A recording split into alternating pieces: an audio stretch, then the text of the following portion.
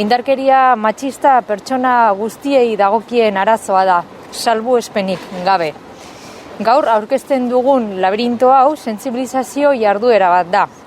Indarkeria matxistaren sexu jarrerak azelarazi eta identifikatu nahi dira, baita horien inguruan hausnarketa egin ere, baina aldi berean gonbita luzatzen da ekintza txikiak egiteko aldaketa handiak lortze aldera. Hau da, udalak antolatu duen ekintza bat beste urte batez, argi uzteko emakumeenganako indarkeria gaitzesten dugula.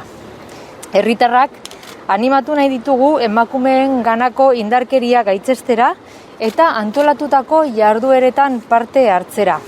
Labirinto hau metafora bat da, gizarteak indarkeria matxista ordezkatzen duen erarena.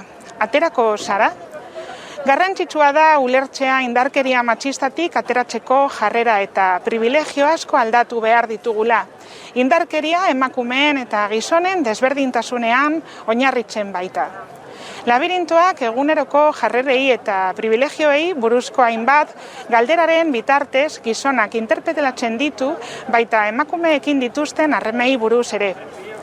Aldi berean, emakumeok aukera izan dugu, labirintoak planteatzen diren egoeren inguruko hausnarketa egiteko. Eta horiek gure eguneroko bizitzan zein nolako eragina duten pentsatzeko ere.